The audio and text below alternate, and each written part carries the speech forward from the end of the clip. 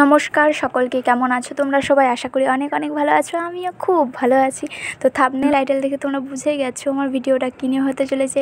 Travelling video হতে চলেছে একটা। আর জায়গাটা কোন জায়গা সেটাও তোমরা টাইটেল দেখে আশা করি বুঝেই গেছো। তবে পরপর অনেকগুলো ভ্লগ আসতে চলেছে, একটা না। তো তোমরা ওয়েট করো আর আমার চ্যানেলটা সাবস্ক্রাইব করে কিন্তু পাশে থেকো পরপর ভ্লগগুলো দেখার জন্য। ভিডিওটা শুরু করছি ট্রেন থেকে। তো পাণ্ডবেশ্বর থেকে আমরা ট্রেন ধরে নিয়েছিলাম, যেটা ছিল সাঁইথিয়া। যেহেতু আমাদের ডাইরেক্ট ট্রেনটা পাণ্ডবেশ্বর থেকে না, সাঁইথিয়া থেকেও না, সোজা রামপুরহাট থেকে। তো রামপুরহাট যাওয়ার জন্য আমাদের সাঁইথিয়া থেকে আবারও ট্রেন ধরতে হয়েছিল রামপুরহাট অবধি। তারপর সেখান থেকে ট্রেন ধরে সোজা জলপাইগুড়ি অবধি, মানে নিউ জলপাইগুড়ি অবধি আমাদের ট্রেন ছিল।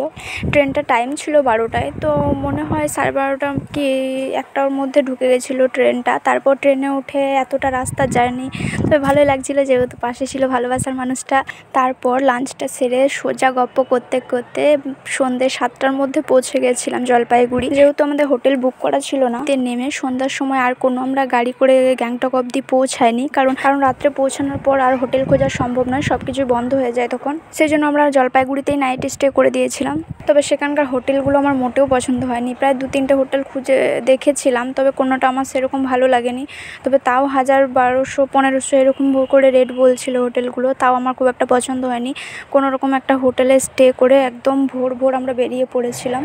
সন্ধ্যেতে বা রাত্রে ট্রেন পেলে হয়তো আমাদের এই প্রবলেমটা ফেস করতে হতো না, কারণ ভোরেই হয়তো নেমে যেতাম ট্রেন থেকে আর ডাইরেক্ট বাস বা গাড়ি কিছু একটা করে সোজা গ্যাংটকে পৌঁছে যেতাম।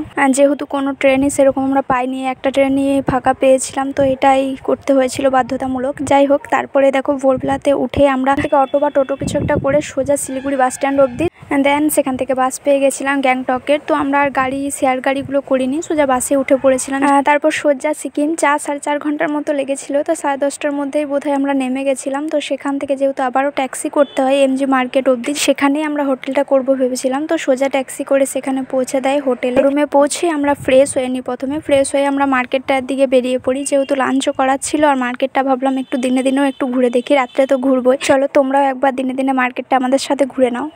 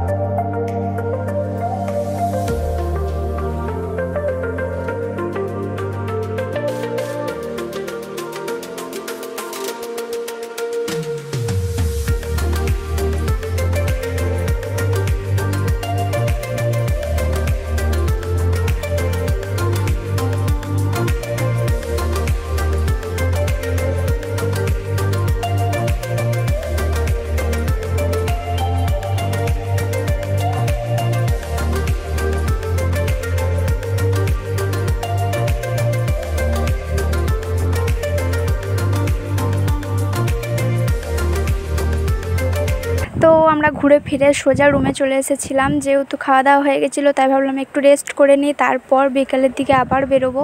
তো বিকেলের দিকে আবারও বেরিয়েছিলাম। বিকেল মানে একটু সন্ধে করেই বেরিয়েছিলাম। তো যেহেতু মার্কেটটা দেখতে এতটাই সুন্দর লাগছিলো লাইটে, সকালের থেকেও আরও বেশি সুন্দর লাগছিলো রাত্রে। চলো ভিডিওটা শেষ পর্যন্ত দেখতে থাকো, দেখো তোমরাও দেখতে পাবে। শুধু ভিডিওটা স্কিপ না করে পুরোটাই দেখো, আর ভিডিওটা কেমন লাগলো সেটা কিন্তু অবশ্যই জানিও। তোমরা লাইক করতে একদম ভুলো না, আর যারা এখনো সাবস্ক্রাইব করোনি চ্যানেলটা তারা কি করছো, জলদি জলদি সাবস্ক্রাইব করে পাশে থাকো, তবে না নতুন নতুন অনেক স্পেশাল ভিডিও আসতে চলেছে, সেগুলো দেখতে পাবে। আমার তো সিকিম আসা ফার্স্ট টাইম, তবে তোমরা কে কে এসেছো আর কে কতবার এসেছো সেটা জানাতে একদম ভুলো না। আমিও তো জানি কে কে এর আগে এসেছো, কে কে এই সেম জায়গাগুলো ঘুরে গেছো, আর তোমাদের এই পাহাড়ের দেশ সিকিম ঘুরে কেমন লাগলো সেটাও জানিও। আমার তো বেশ ভালো লাগলো, আমার সত্যি অনেক ভালো লেগেছে, কারণ আমার অনেক দিন ধরেই ইচ্ছা ছিল আসার, তবে আসবো করে হচ্ছিল না। তবে আমার হাজব্যান্ড সেটা পূরণ করেছে, আমাদের শখ, আমাদের ইচ্ছার জায়গাটা, মানে আমার যেটা শখ সেটা ওরও শখ হয়ে যায় পরবর্তীকালে, তাই দুজনেরই ইচ্ছা, দুজনেরই শখের জায়গায় বললাম। সব থেকে বড় কথা, ভালোবাসার মানুষের সাথে সব জায়গায় সুন্দর হয়ে যায়, তাই না? তো সন্ধ্যেটা আমরা মার্কেটটা ঘুরে, আশপাশটা গোটায় ঘুরে একটু রাত্রি করেই ফিরেছিলাম।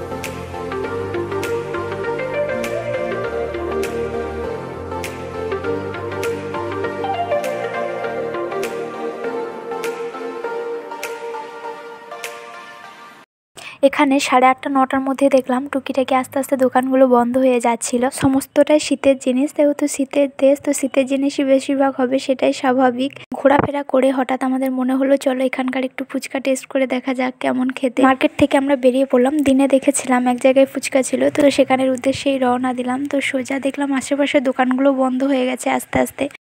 যাই হোক, ফুচকার টেস্ট একদম বিশেষ কিছুই ছিল না, একদম একই রকম প্রায় ছিল। তবে এখানে আমার মোমোর টেস্টটা সব থেকে বেস্ট লেগেছে, যেহেতু ভেজ মোমো, তাও এত সুন্দর হয়েছিল। এদিকে ফাঁকা রাস্তা দিয়ে হাঁটতে হাঁটতে সোজা রুমের দিকে চলে যাচ্ছিলাম। হ্যাঁ, হোয়াইট কালারের যে হোটেলটা দেখা যাচ্ছে সেটাই আমাদের হোটেল ছিল, যেহেতু নামটা আমি এখন একদমই ভুলে গেছি তাই বলতে পারছি না। তবে হোটেলটার রুমগুলোর আমার ভীষণ ভীষণ ভালো লেগেছে, এতটাই মানে নিট অ্যান্ড ক্লিন অ্যান্ড স্টাফগুলোর এতটা ব্যবহার সুন্দর, সব কিছু মিলে দারুণ ছিল হোটেলটা। আর এদিকে দেখো রুমে পৌঁছে আমার ইউটিউবের ডান্স ভিডিওগুলো টিভিতে লাগিয়ে দিয়েছিল। তো মনকে বললাম আমি যে যে স্টেপগুলো ডান্সের মধ্যে করেছি তুমি সেই স্টেপগুলো করে আমাকে দেখাও। তারপর উনি দেখাচ্ছিলেন ওনার জালওয়া, ওনার স্টেপগুলো। যাই হোক, নিজের ডান্সের সাথে সাথে একটু ভিডিও করে নিলাম, ভীষণ ভালো লাগছিল দেখতে।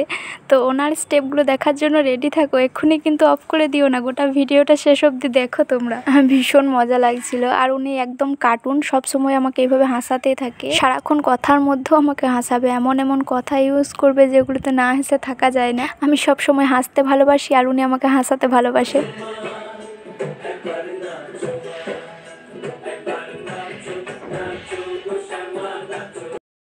শেষ অবধি লজ্জা পেয়ে গেলেন, কারণ যেহেতু ক্যামেরা অন আছে, সেহেতু উনি ক্যামেরা দেখলেই ওনার যে কি হয় ভগবান জানে।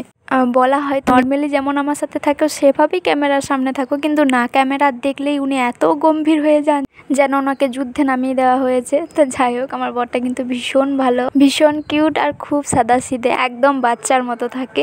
যাই হোক, ফ্রেশ হয়ে খাওয়া দাওয়া সেরে আমরা একদম রাত্রে ঘুমানোর জন্য চলে গেছিলাম। আর পাহাড়ের দেশে গিয়ে যাব কালকে বরফে, এই গানটা না শুনলে আমার ভীষণ প্রিয় একটা গান। তো যাই হোক, দেখা হচ্ছে কালকে নর্থ সিকিমের ব্লগে। ততক্ষণ ভালো থেকো, সুস্থ থেকো, টাটা।